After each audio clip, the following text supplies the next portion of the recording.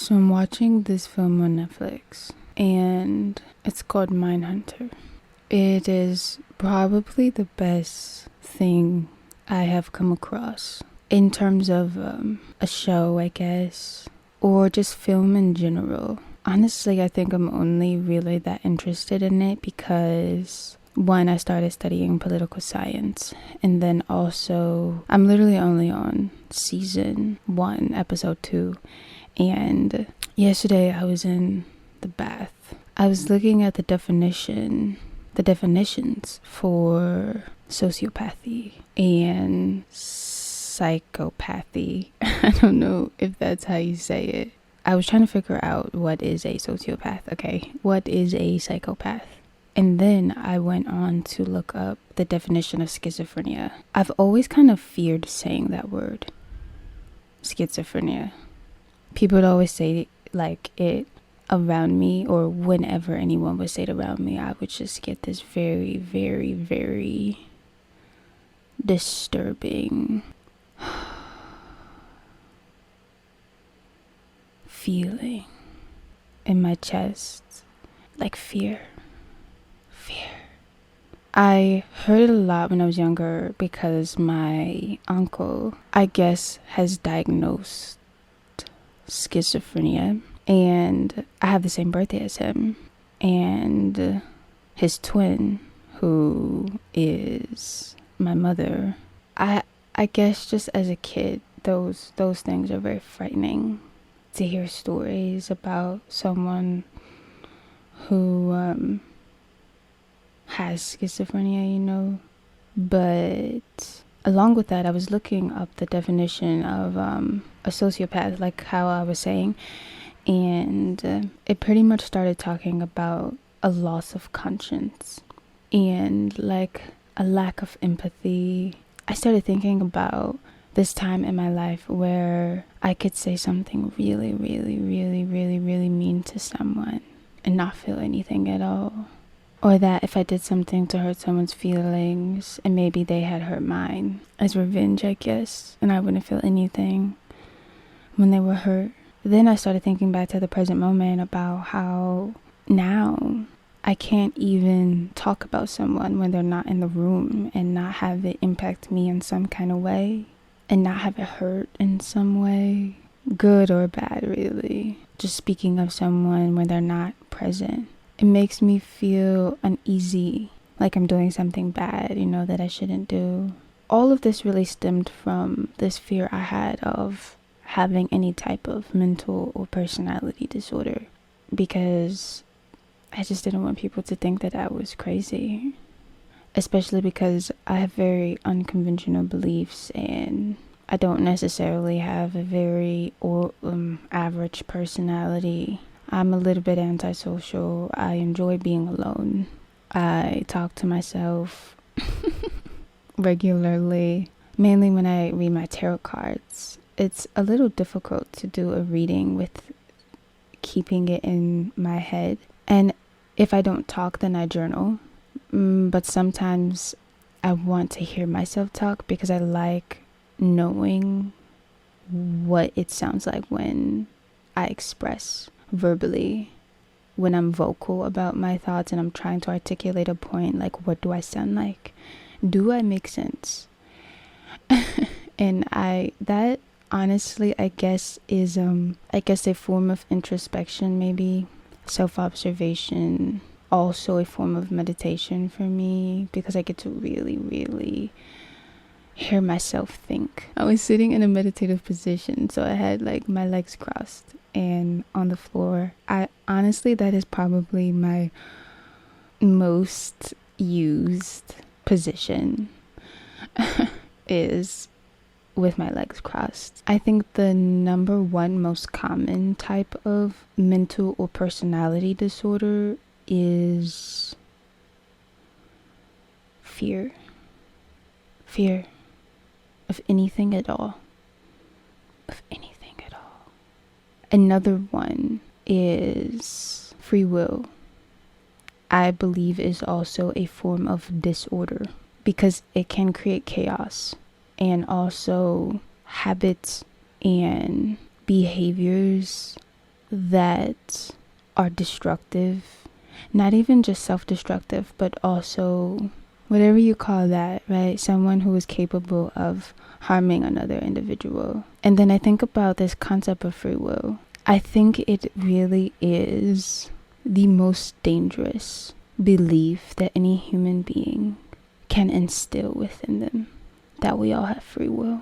That we should have free will. That free will is a thing that somehow can create a better world.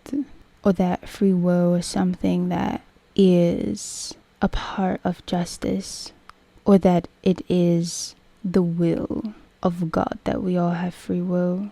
I think it is a very, very dangerous game to play, especially with life. On top of that, when you fear, right? Like, I think about the concept of fear and how it can only cause insanity. Now, mind you, insanity, I am coming to understand, exists in infinite forms and in levels, like lucidity. And it makes me think about this book that I was reading. I don't remember what it was called, but it was about lucid dreaming, because I had this phase where I was obsessed with lucid dreaming and I wanted to do it every single night. But beyond that, in the book it talks about like how you can have a very high lucidity, right? And let's say at that level you can fly on command if you wanted to.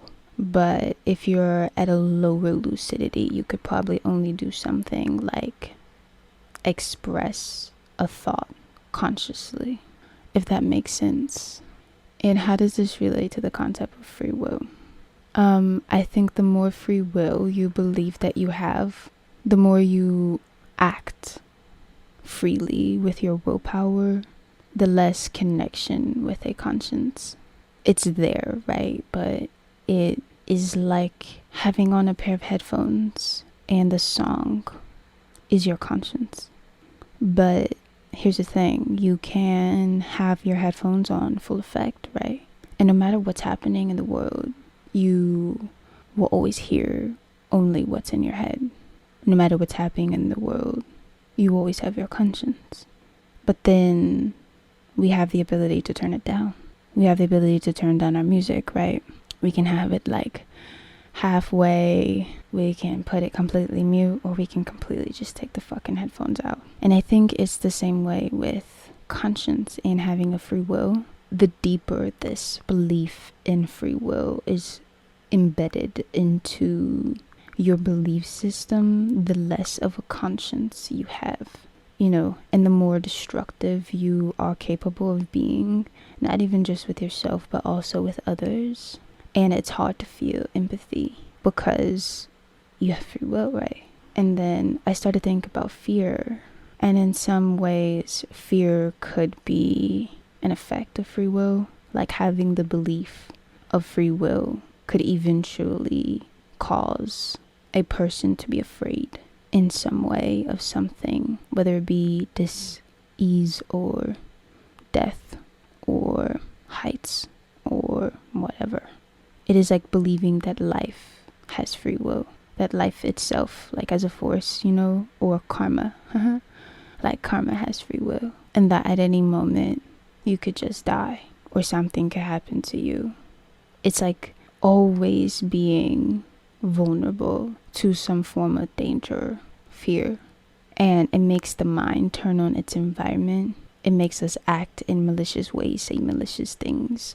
And then some people call it self-protection, or some people just feel nothing at all. And then I started thinking about social media, you know, and how people can literally just leave a comment under a person's post and say like something like you look ugly, and then actually press send and feel nothing about it. And then you think about how many people are like this and live normal lives. You see these people every day, they're your friends and they're your family, and they say anything out of their mouth. Some people beat their children, some people yell at their children, some people yell at each other, some people are just plain out evil. It is just a very, very dark and crazy world that we live in, it is literally like sad. It makes me sad when I think about the lack of empathy and unity. Like, it is normal for the average human being to fear death, or to fear their own body, to fear their environment, to fear touching their environment, to fear breathing their own air. It's really, it's like, how the fuck am I supposed to live if I'm afraid of anything at all? If you fear one fucking thing, your mind will just eat you alive. And I hate it. I really hate it. Fear. But again, this kind of leads me back to free will. Believing that we can do anything, and that we can think whatever we want. We can say whatever we want.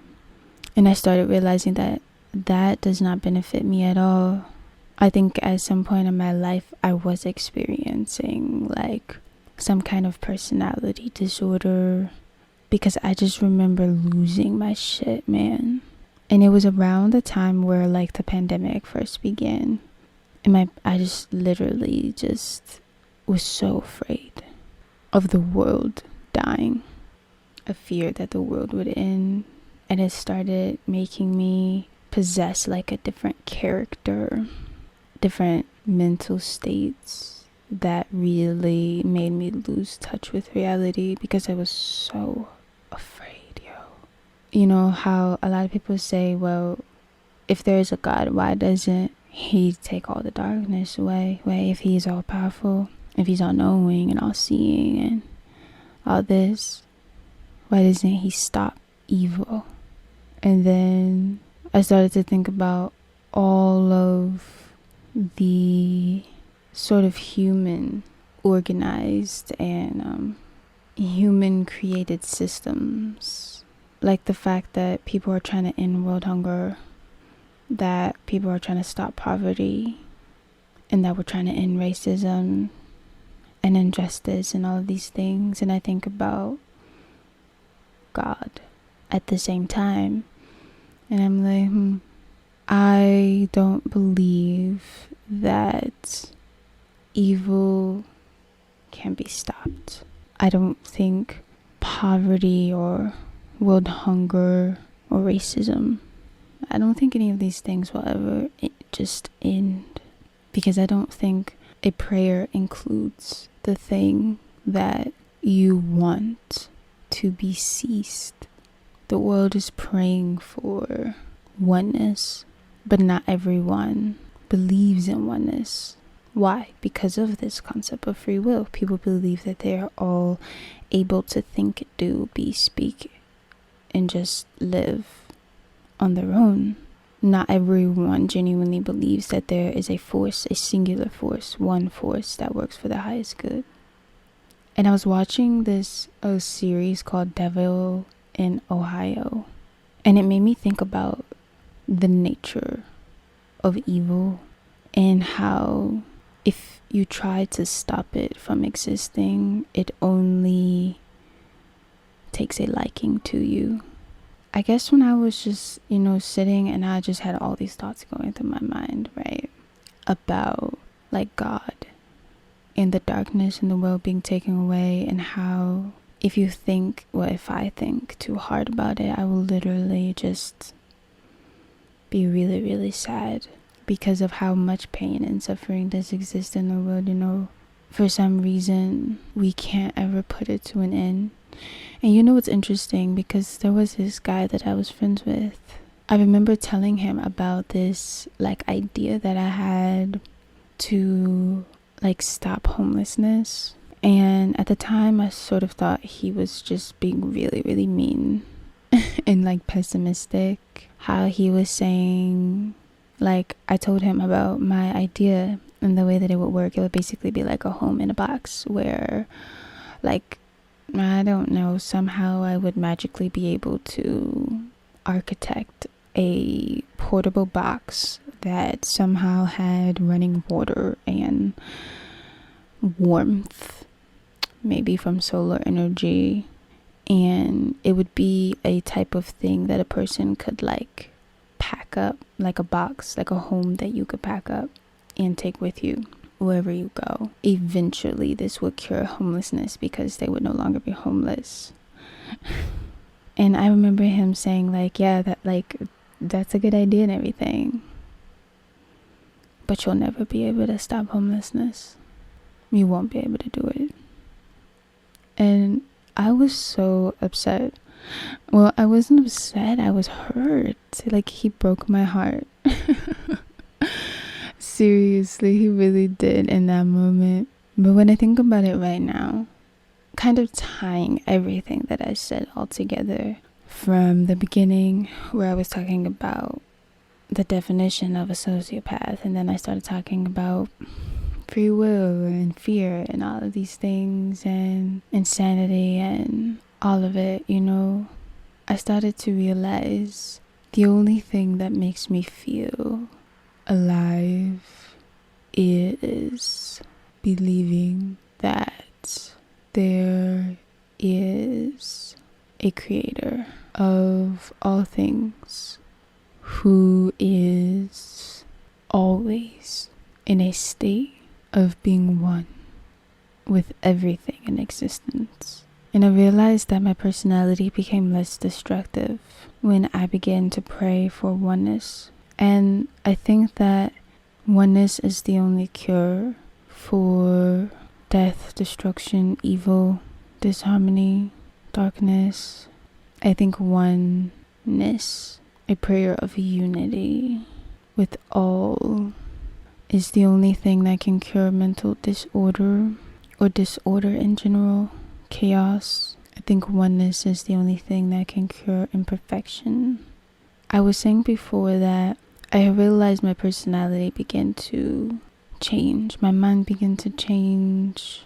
I learned the importance of discipline and control over the self.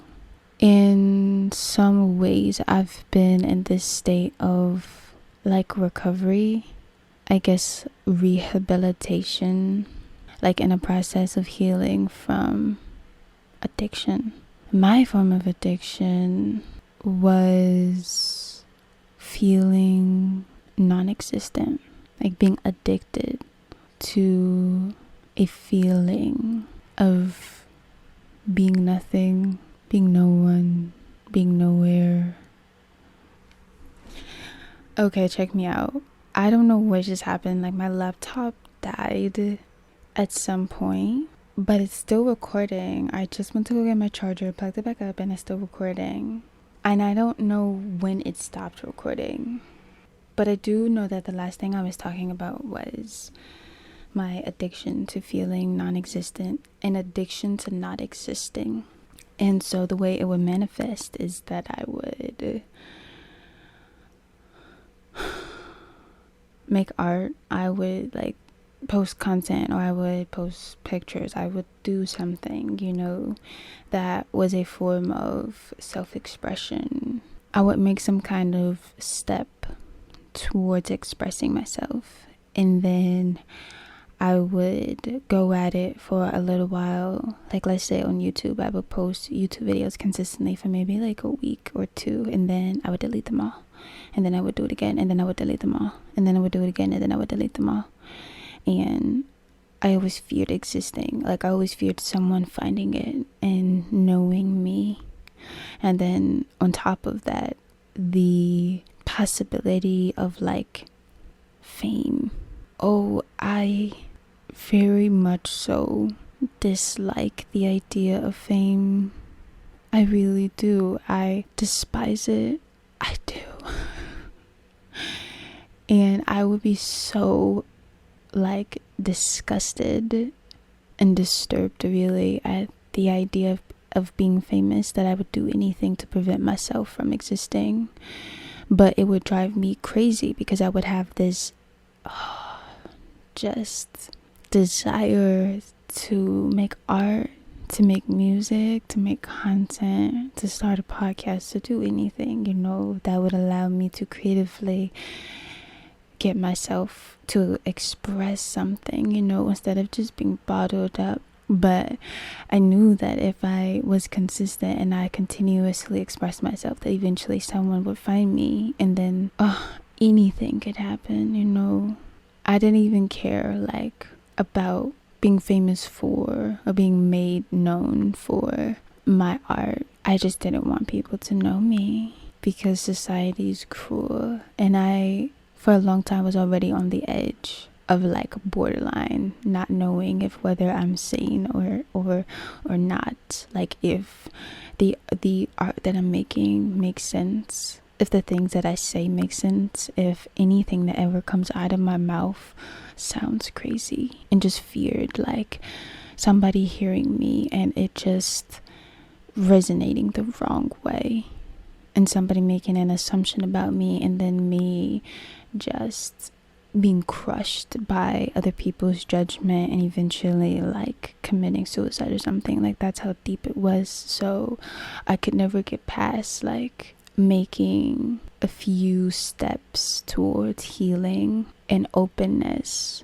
before I took 10 steps back. I started to realize how self-destructive that was, because every time I would take steps forward and then I would erase them all, I felt like I was killing myself. I felt so self-destructive. It felt like self-harm, just in a way that people couldn't see, in a way that didn't leave bodily evidence or, proof that I was being self-destructive. But it manifested in my personality because I started just breaking down a lot and not being able to explain why. I felt like I wanted to die, but it was because I kept killing myself off, literally. How I learned self-discipline is that I began to incorporate therapy a lot, and I started taking it seriously, because before I wouldn't take it seriously. And when I say therapy, I'm talking about tarot readings, literally, simply because the cards are only symbols, and it is a map of the psyche. It has pictures, and it works literally like the subconscious, and it will tell you a story like a dream does and leave a profound impact on your brain. But what I love about the cards is that they come with wisdom. And then I began to actually take it seriously, like I said, and really study the map and the patterns that the cards would show me. And I began seeing things in myself, my own trauma, my own self-abusive behaviors and habits. I think that is something that really changed my life, because I began praying, right? Therapy is a form of prayer. Everything is really a form of prayer. Any practice, even if it's pouring a cup of coffee in the morning, okay, you're praying. And it is how you do it. What is the intention? And so I began to understand that the intention behind anything that I do is to be one. One, the concept of one. That's it. A singular existence in the psyche, in the self, as the self, right? That the self is one. Because I think a lot of what causes disorder is the existence of many, and the fear of many, the judgment of many, the experience of many. It can cause a lot of disruption. So I began to pray for oneness, for there to only be one mind that I'm using, that my brain is coherent, one, that all works as one in my life, in that I began to kind of have that be the only thought that I impress daily, in the spirit of gratitude. One, just one, that's it, in the most literal way. And I really think that this is what began to help me get rid of any fear and lack of self-control, a loss of conscience. a lack of empathy, all of these things that I feel like could potentially be present in my personality because of trauma as a child. And when you become an adult, things like that, personality traits like that are left untouched, can eventually evolve into self-destructive behaviors, and like a lack of general connection and concern for life. I just felt much more connected to a God the more I prayed for one. And when I say that, I mean so literally, like having the only thought in my mind be one, in that I move and act and think of everything that I come into contact with as one. It is literally a way of life, a religion, I guess. And then I started to, really see the impact of free will through this prayer of oneness. And that being able to say whatever you want, think whatever you want, be whatever you want, be whoever you want is not healthy. It is literally being out of control. You don't have any control when you have free will. And that just because you follow some sort of religion, right? Or just because you have some kind of sense of morality doesn't mean that you aren't destructive. Doesn't mean that you aren't in some way harming your environment, even if it's just in the smallest way, because you say something that's insensitive, or you offend someone, or you react or respond emotionally, or anything, even triggers. All of these things, I think about all of this stuff like really, really a lot. And I was watching this movie Swallow, and it's pretty much about like this pregnant woman who starts swallowing things. She starts consuming things that aren't considered edible and safe to consume for a human being, especially one that is literally pregnant.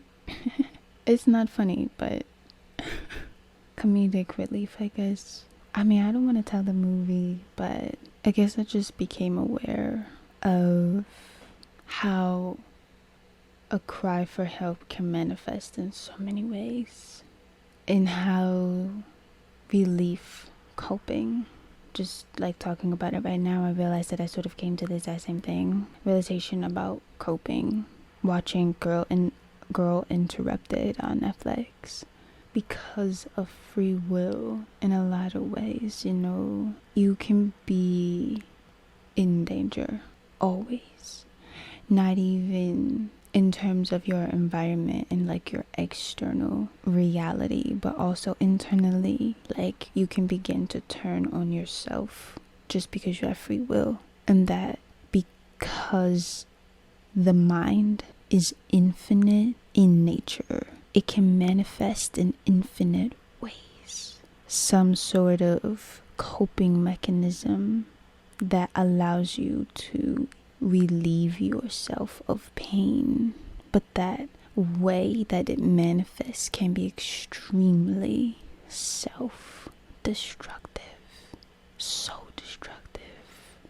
And with the movie Swallow, I realized that she couldn't even fight off her own willpower. She had no way to control the desire to use her will freely. I believe the whole reason that she began swallowing things in the first place was so that the experience would stop.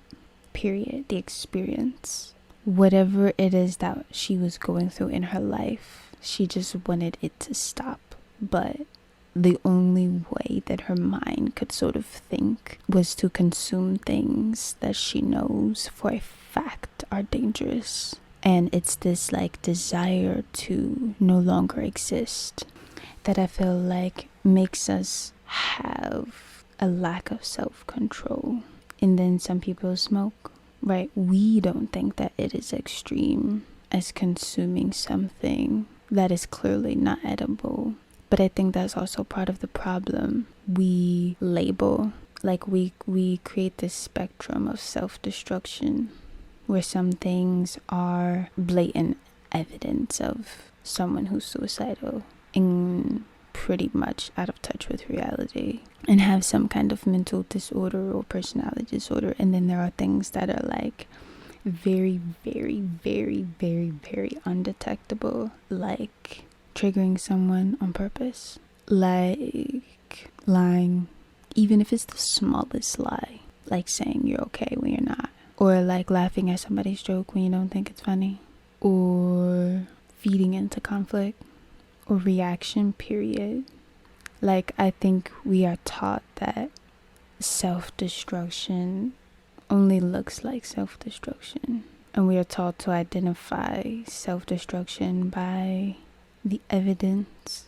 But I realized that for me, any action at all, any thought at all, any feeling, any response or reaction that does not express a state of being one with all is destructive, self-destructive.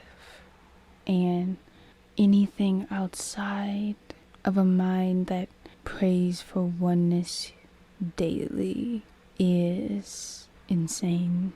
For me personally, any thought that I have beyond being one with all is dangerous to me. Any reaction or response to anything that stops me from being in a constant prayer of oneness represents a lack of self-control.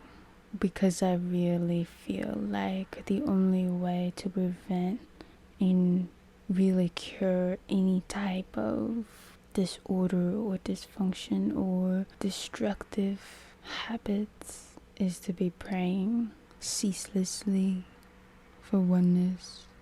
And that brings me so much peace.